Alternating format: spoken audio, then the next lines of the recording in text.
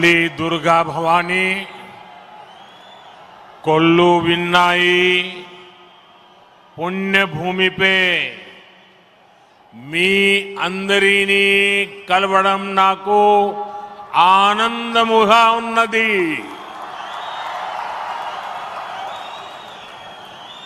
आंध्र प्रदेश के राज्यपाल सैयद अब्दुल नजीर जी, मुख्यमंत्री, मेरे मित्र श्री चंद्रबाबू नायडू जी, केंद्रीय कैबिनेट के मेरे सहयोगी मंत्रीगण, डिप्टी सीएम ऊर्जावान पवन कल्याण जी, राज्य सरकार के मंत्रीगण, सभी सांसद और विधायकगण और आंध्र प्रदेश के मेरे प्यारे भाइयों और बहनों,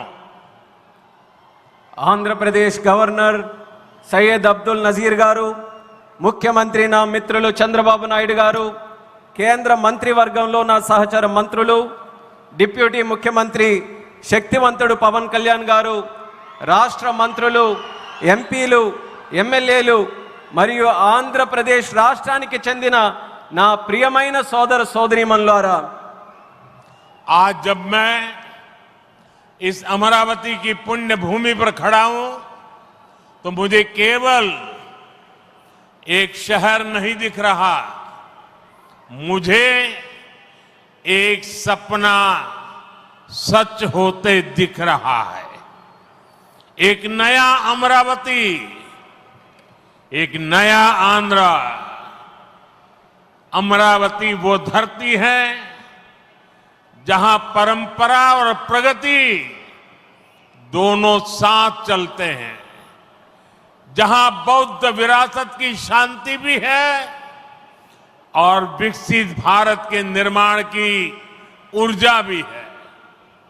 आज यहां करीब 60,000 करोड़ रुपए के प्रोजेक्ट का शिलान्यास और लोकार्पण किया गया है। ये प्रोजेक्ट सिर्फ कंक्रीट का निर्माण नहीं है, ये आंध्र प्रदेश के आकांक्षाओं की, विकसित भारत की उम्मीदों की मजबूत नींव भी है। मैं भगवान वीरभद्र, भगवान अमरलिंगेश्वर और तिरुपति बालाजी के चरणों में प्रणाम करते हुए आंध्र प्रदेश की सम्मानित जनता को बहुत बहुत बधाई देता हूं। मुख्यमंत्री चंद्रबाबू नायडू गारू और पवन कल्याण जी को भी मैं बहुत बहुत शुभकामनाएं देता हूं।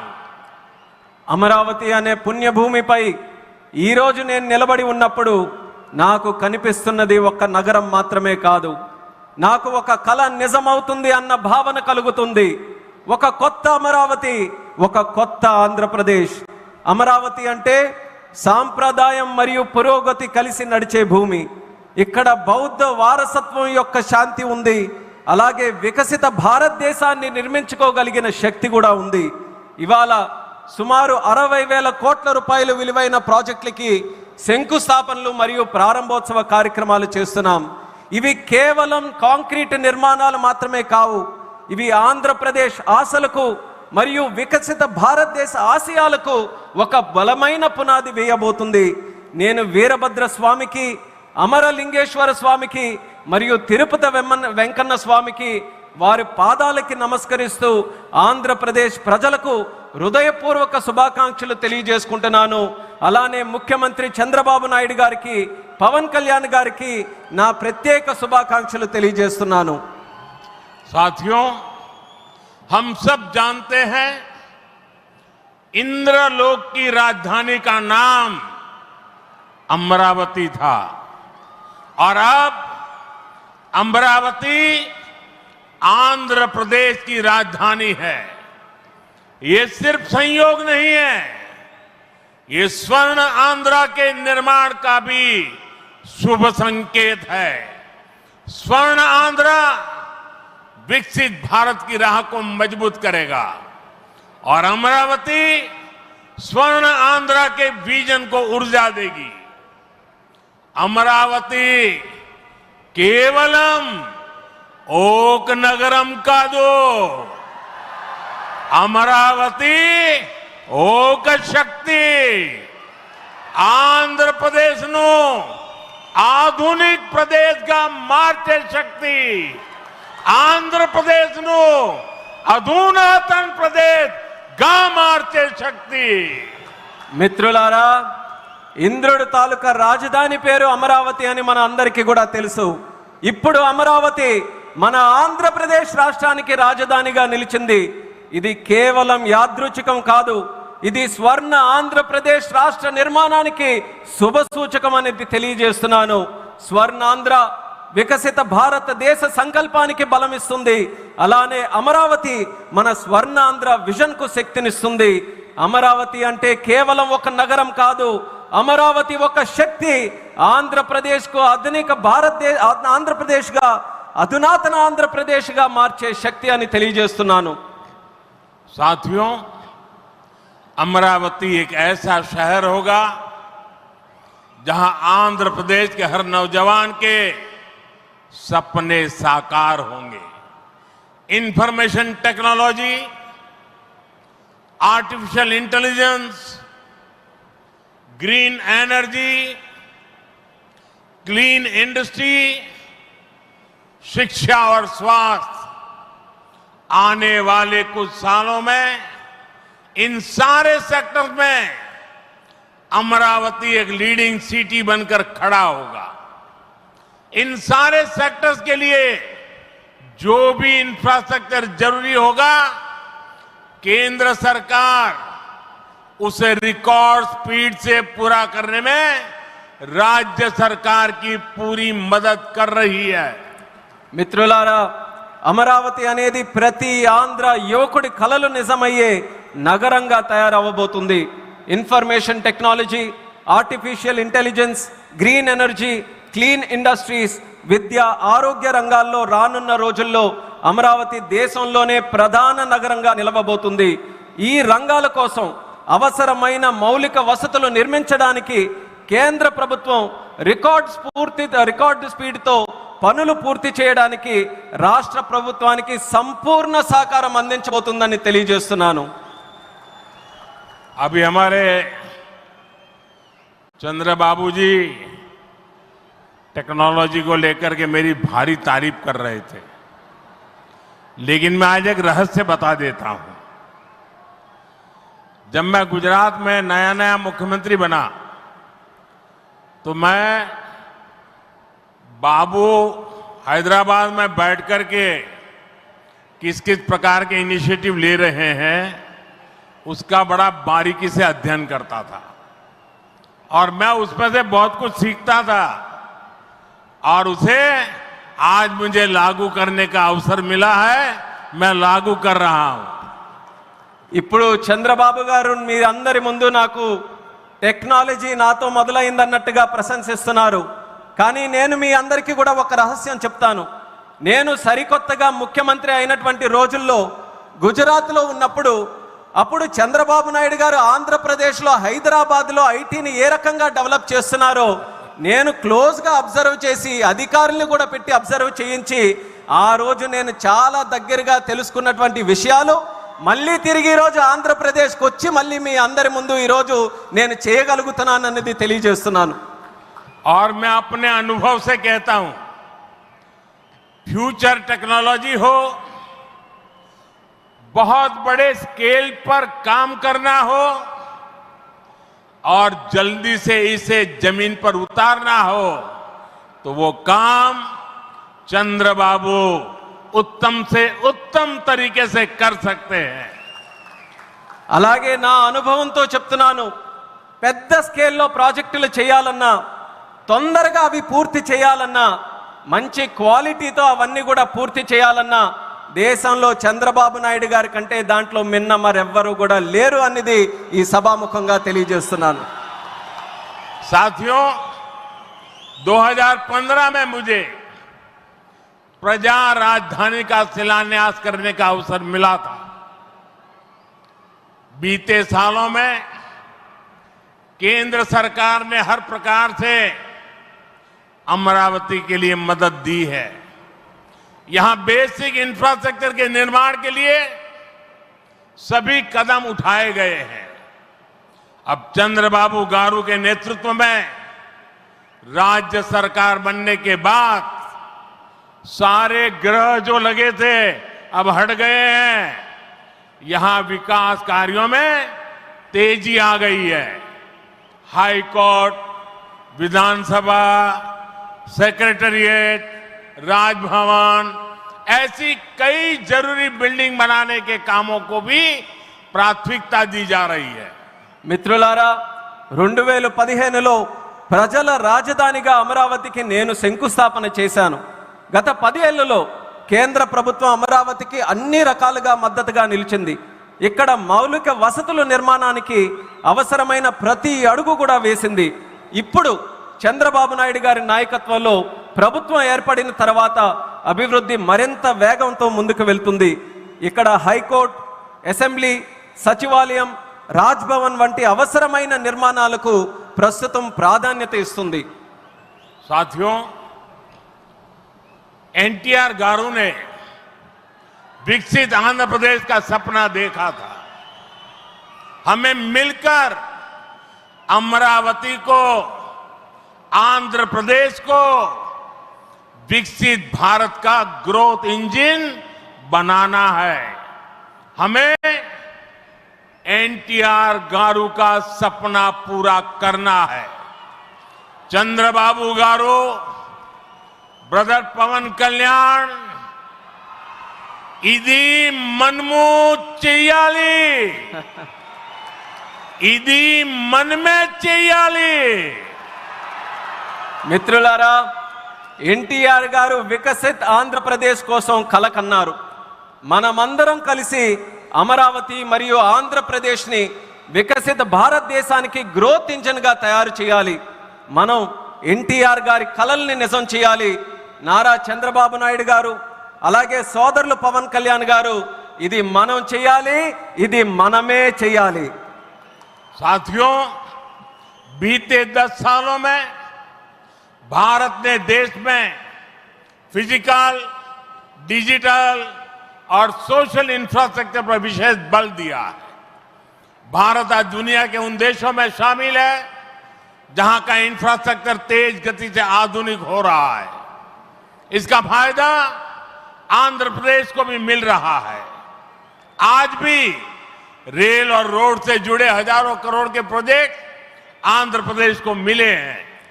మిత్రులారా, గత 10 ఏళ్లలో భారతదేశం ఫిజికల్, డిజిటల్ మరియు సోషల్ ఇన్ఫ్రాస్ట్రక్చర్ పై ప్రత్యేక దృష్టి సారించింది.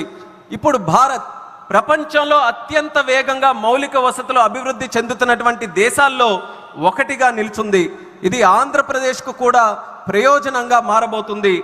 ఈ రోజు కూడా రైల్ మరియు రోడ్డు ప్రాజెక్టులలో రాష్ట్రానికి వేల కోట్ల రూపాయలు కేంద్రం తరపున అందించడం జరుగుతుంది. यहां आंध्र प्रदेश में कनेक्टिविटी का नया अध्याय लिखा जा रहा है। इन प्रोजेक्ट से एक जिले से दूसरे जिले की कनेक्टिविटी बढ़ेगी, आसपास के राज्यों से कनेक्टिविटी बेहतर होगी। इससे किसानों के लिए बड़े बाजार तक फसल पहुंचाना आसान होगा और उद्योगों के लिए भी सुविधा होगी। टूरिज्म सेक्टर को और तीर्थ यात्राओं को बल मिलेगा। जैसे रेनीगुंटा नायडूपेटा हाईवे से तिरुपति बालाजी के दर्शन आसान होंगे। लोग बहुत कम समय में वेंकटेश्वर स्वामी के दर्शन कर पाएंगे। ఆంధ్రప్రదేశ్లో కనెక్టివిటీకి ఒక కొత్త అధ్యాయం మొదలవబోతుంది. ఈ ప్రాజెక్టులతో ఒక జిల్లాకు మరొక జిల్లాకు కనెక్టివిటీ పెరుగుతుంది. పక్క రాష్ట్రాలతో కూడా అనుసంధానం ఏదైతే ఉందో అది కూడా మెరుగు కాబోతుంది. ఈ ప్రాజెక్టుల వల్ల రైతులకి పెద్ద మార్కెట్లకు తక్కువ సమయంలో తమ పంటని తీసుకొని వెళ్ళడానికి సులభం అవుతుంది. అలాగే ఉద్యోగస్తులు మరియు పారిశ్రామికులు కూడా సౌకర్యం కలుగుతుంది. పర్యాటకం, తీర్థయాత్రలకి, ఆ రంగాలకి కూడా ఉపయోగపడుతుంది. ఉదాహరణకు రేణుగుంట నుంచి నాయుడుపేట కొత్త హైవే ఏదైతే ఉందో దాని ద్వారా తిరుపతి వెంకన్న స్వామి వారి దర్శనం చాలా సులభంగా మనకు అవుతుంది. తక్కువ సమయంలో ప్రజలు ఆ స్వామి వారిని దర్శనం చేసుకొని ఆ అవకాశం పొందుతారని కూడా తెలియజేస్తున్నాను. साथियों, दुनिया में जो भी देश तेजी से विकसित हुए हैं उन्होंने अपनी रेलवे पर बहुत अधिक बल दिया है। बीता दशक भारत में रेलवे के ट्रांसफॉर्मेशन का रहा है। भारत सरकार ने आंध्र प्रदेश में रेलवे के विकास के लिए रिकॉर्ड पैसे भेजे हैं। वर्ष 2009 से 2014 तक आंध्र प्रदेश और तेलंगाना के लिए रेलवे का कुल बजट 900 करोड़ रुपए से भी कम था, जबकि आज सिर्फ आंध्र का ही रेल बजट 9000 करोड़ रुपए से ज्यादा का है, यानी करीब 10 गुना से ज्यादा की बढ़ोतरी हुई है। మిత్రులారా, ప్రపంచంలో వేగంగా అభివృద్ధి చెందిన దేశాలు ఏవైతే ఉన్నాయో అవన్నీ కూడా తమ రైల్వే మీద చాలా ప్రాముఖ్యత సారించారు. గత దశాబ్దంలో భారతదేశంలో కూడా రైల్వే మీద ఎక్కువగా పరివర్తన జరిగింది. కేంద్ర ప్రభుత్వం ఆంధ్రప్రదేశ్ రైల్వే అభివృద్ధికి కూడా రికార్డు స్థాయిలో నిధులు మంజూరు చేయడం జరిగింది. 2009 నుంచి 14 వరకు ఆంధ్రప్రదేశ్ మరియు తెలంగాణ కలిసి ఉన్నప్పుడు రాష్ట్రం తాలూకా బడ్జెట్ కేవలం 900 కోట్లు కూడా ఉండేది కాదు. కానీ ఇప్పుడు కేవలం ఆంధ్రప్రదేశ్కు మాత్రమే రైల్వే బడ్జెట్ 9000 కోట్ల దాటి ఈరోజు అందిస్తున్నాం. అంటే ముందు కంటే 10 రెట్లు ఎక్కువ బడ్జెట్ అభివృద్ధి జరుగుతుందని తెలియజేస్తున్నాను. साथियों, रेलवे के बढ़े हुए बजट से आंध्र प्रदेश में रेलवे का 100% इलेक्ट्रिफिकेशन हो चुका है। यहां 8 जोड़ी आधुनिक वंदे भारत ट्रेनें चल रही है। साथ ही आधुनिक सुविधाओं वाली अमृत भारत ट्रेन भी आंध्र प्रदेश से होकर गुजरती है। बीते 10 साल में आंध्र प्रदेश में 750 से अधिक रेल फ्लाईओवर और अंडरपास बनाए गए हैं। इसके अलावा आंध्र प्रदेश के 70 से ज्यादा रेलवे स्टेशनों को अमृत भारत स्टेशन योजना के तहत विकसित किया जा रहा है। మిత్రులారా, ఈ పెంచిన రైల్వే బడ్జెట్ వల్ల ఆంధ్రప్రదేశ్లో 100% ఎలక్ట్రిఫికేషన్ మనం పూర్తి చేసుకున్నాం. ఇక్కడ 8 సరికొత్త వందే భారత్ ట్రైన్లు ప్రారంభమయ్యాయి. దానితో పాటు ఆధునిక వసతులతో కలిగి ఉన్న అమృత్ భారత్ రైళ్లు కూడా ఆంధ్రప్రదేశ్ నుంచి వెళ్తుంది. గత 10 ఏళ్లలో 750 కంటే ఫ్లైఓవర్ బ్రిడ్జ్లు కానీ అండర్ పాసేజీలు కానీ రైల్వేస్లో నిర్మించబడింది. అంతేకాకుండా 70కి పైగా రైల్వే స్టేషన్లు మన ఆంధ్రప్రదేశ్ రాష్ట్రంలో అమృత్ భారత్ స్టేషన్ పథకం కింద అభివృద్ధి కూడా చేస్తున్నామని తెలియజేస్తున్నాను. साथियों, इंफ्रास्ट्रक्चर के लिए जब इतने सारे काम होते हैं तो उसका बहुत मल्टीप्लायर इफेक्ट होता है। इंफ्रास्ट्रक्चर के निर्माण में जो रॉ मटेरियल लगता है उसे मैन्युफैक्चरिंग इंडस्ट्री को बल मिलता है। सीमेंट का काम हो, स्टील का काम हो, ट्रांसपोर्टेशन का काम हो, ऐसे हर सेक्टर को इससे फायदा होता है। इंफ्रास्ट्रक्चर विकास का सीधा लाभ हमारे नौजवानों को होता है, उन्हें ज्यादा रोजगार मिलते हैं। आंध्र प्रदेश के भी हजारों युवाओं को इन इंफ्रा प्रोजेक्ट से रोजगार के नए मौके मिल रहे हैं। మిత్రులారా, ఇంత భారీ స్థాయిలో మౌలిక వసతులు అభివృద్ధి జరగడం వల్ల ఆర్థిక వ్యవస్థలో మల్టీప్లయర్ ఎఫెక్ట్ ఏర్పడుతుంది. నిర్మాణ రంగంలో కావలసిన రా మెటీరియల్స్ సిమెంట్ అయినా, స్టీల్ అయినా, రవాణా వంటి రంగాలకు గణనీయమైన డిమాండ్ ఏర్పడుతుంది. దీనివల్ల తయారీ పరిశ్రమలకు బలం ఏర్పడుతుంది. ఈ పరిశ్రమల ద్వారా మన యువతకు నేరుగా ఉద్యోగ అవకాశాలు పెరుగుతాయి. ఆంధ్రప్రదేశ్లో వేలాది మంది యువకులకు ఈ ప్రాజెక్టుల వల్ల సరికొత్త ఉపాధి అవకాశాలు కూడా లభిస్తాయని తెలియజేస్తున్నాను. साथियों, मैंने लाल किले से कहा था कि विकसित भारत का निर्माण गरीब, किसान, नौजवान और नारी शक्ति इन 4 पिलर्स पर होगा। एनडीए सरकार की नीति के केंद्र में 4 पिलर सबसे अहम है। हम विशेषकर किसानों के हितों को बड़ी प्राथमिकता देते हुए काम कर रहे हैं। किसानों की जेब पर बोझ ना पड़े, और इसलिए बीते 10 सालों में केंद्र सरकार ने सस्ती खाद देने के लिए करीब 12 लाख करोड़ रुपए खर्च किए। हजारों नए और आधुनिक बीज भी किसानों को दिए। पीएम फसल बीमा स्कीम के तहत आंध्र प्रदेश के किसानों को अब तक 5,500 करोड़ रुपए का क्लेम मिल चुका है। पीएम किसान सम्मान निधि के तहत भी आंध्र के लाखों किसानों के खाते में 17,500 करोड़ रुपए से ज्यादा पहुंचे हैं। మిత్రులారా, నేను ఎర్రకోట నుంచి స్పష్టంగా చెప్పాను, వికసిత్ భారత్ నిర్మాణం కావాలంటే పేదవాడు, రైతు, యువకుడు, మహిళా శక్తి ఈ 4 స్తంభాలపై ఆధారపడి ఉంటుంది. ఎన్డీఏ ప్రభుత్వ విధానాల్లో కూడా ఈ 4 స్తంభాలు కేంద్ర బిందువుగా పెట్టుకొని పనిచేస్తున్నాం. రైతు ప్రయోజనాలు అత్యంత ప్రాధాన్యత తీసుకుంటూ మేమందరం కూడా కేంద్రంలో పనిచేస్తున్నాం. రైతు జేబులకి భారం పడకుండా ఆ ఉద్దేశంతో గత 10 ఏళ్లలో ఎరువుల కోసం ఏకంగా 12 లక్షల కోట్ల రూపాయలు ఖర్చు కేంద్ర ప్రభుత్వం చేసింది. 1000కి పైగా సరికొత్త మరియు ఆధునిక విత్తనాలు కూడా రైతులకి అందించబడ్డాయి. పీఎం పంట బీమా యోజన కింద ఆంధ్రప్రదేశ్ రైతులకు ఇప్పటి వరకు 5,500 కోట్లు నష్టపరిహారం కూడా చెల్లించాం. పీఎం కిసాన్ సమ్మాన్ నిధి ద్వారా లక్షలాది మంది ఆంధ్రప్రదేశ్ రైతుల ఖాతాల్లో 17,500 కోట్ల వరకు వాళ్ళందరికీ కూడా నిధులు జమ చేశామన్నది గర్వంగా తెలియజేస్తున్నాను. साथियों, आज पूरे देश में सिंचाई के प्रोजेक्ट्स का जाल बिछाया जा रहा है।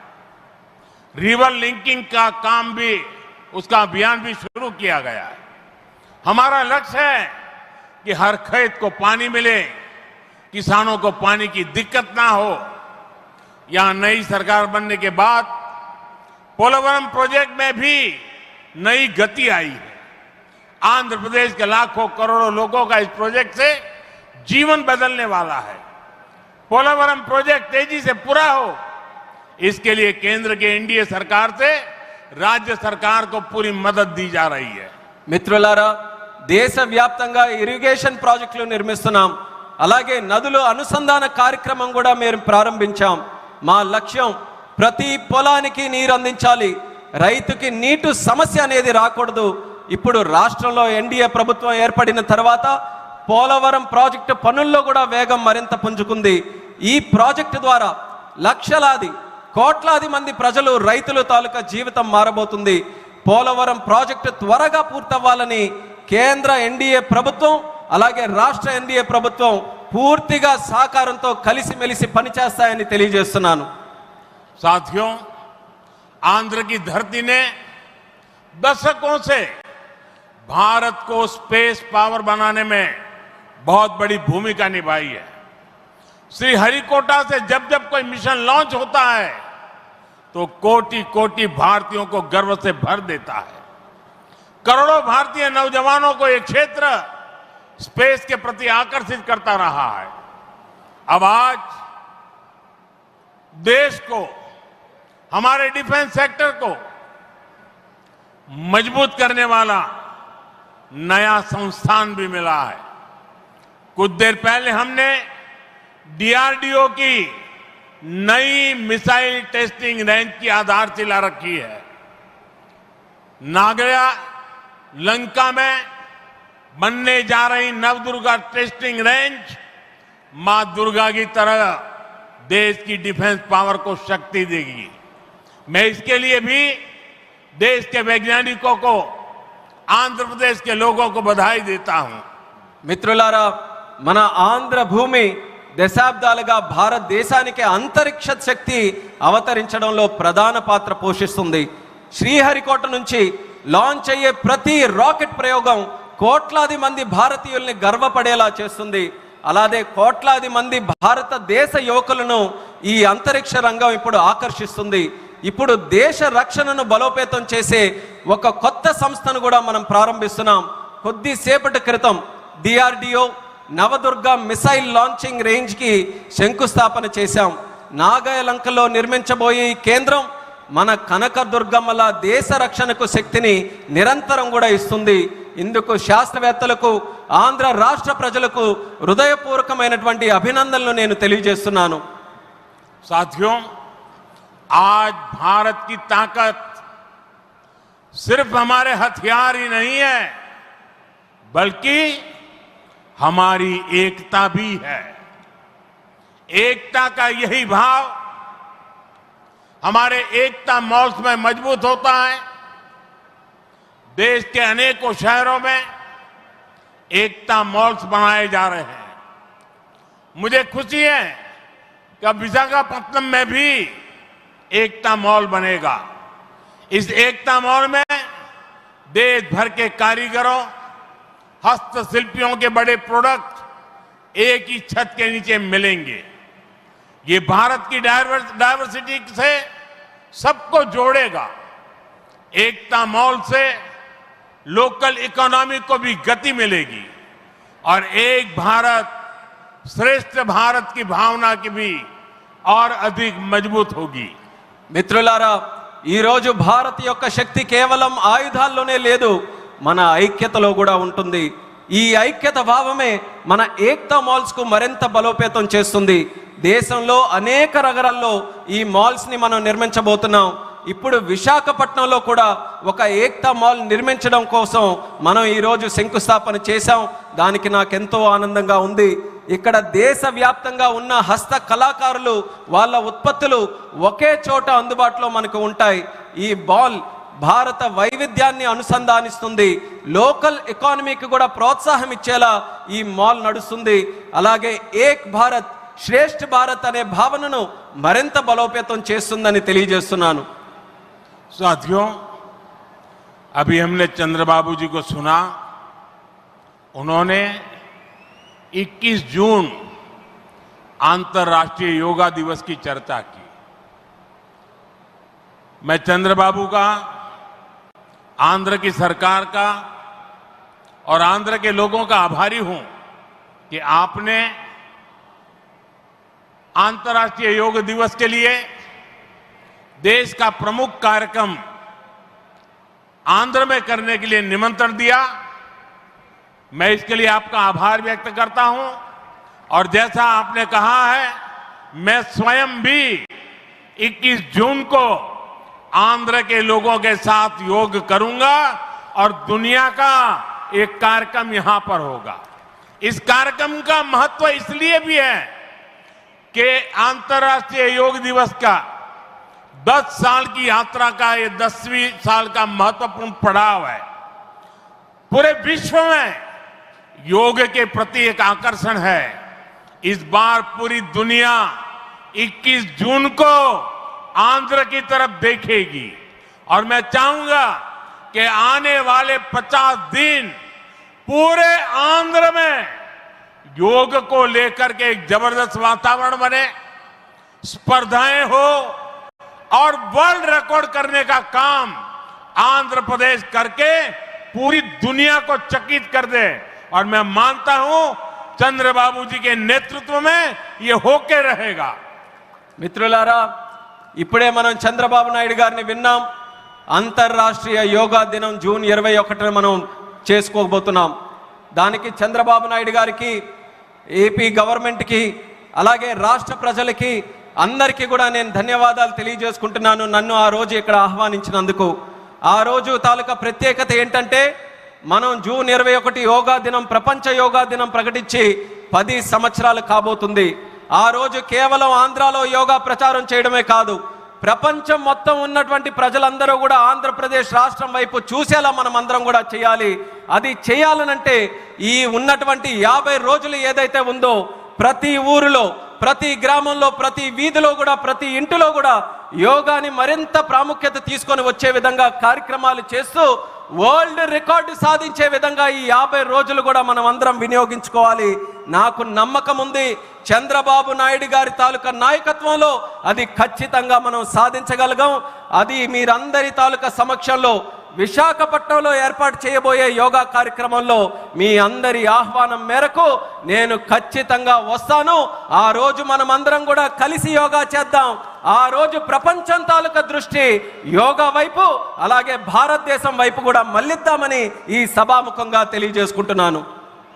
साथियों, आंध्र प्रदेश में ना तो सपने देखने वालों की कमी है और न ही सपनों को साकार करने वाले कम है।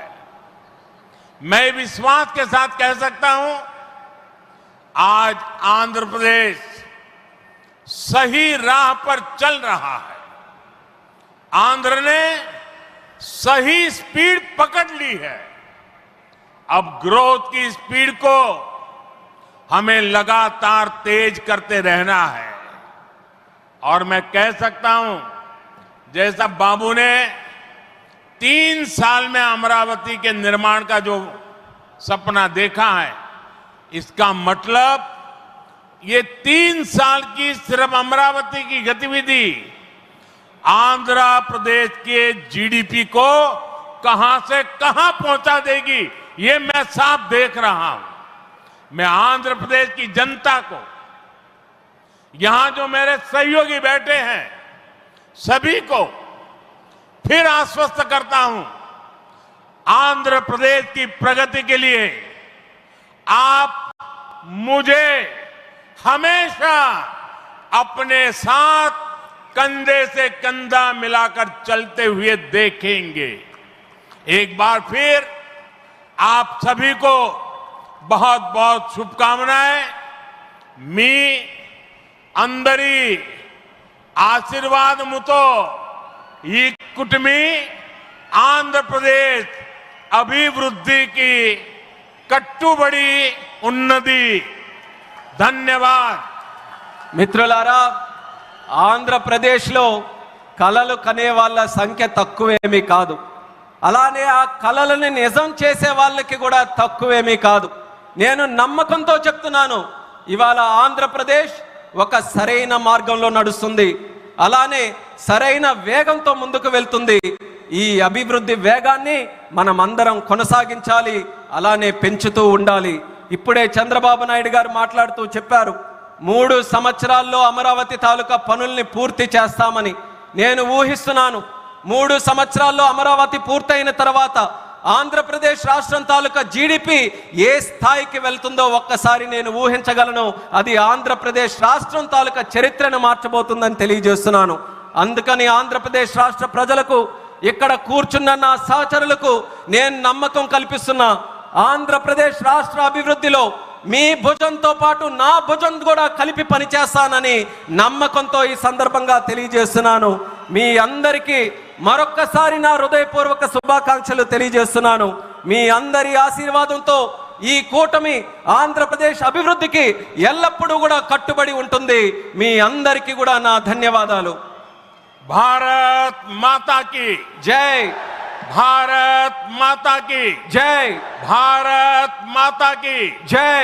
वंदे మాతరం. वंदे మాతరం. वंदे మాతరం. वंदे మాతరం. वंदे మాతరం. वंदे మాతరం. वंदे మాతరం. वंदे మాతరం.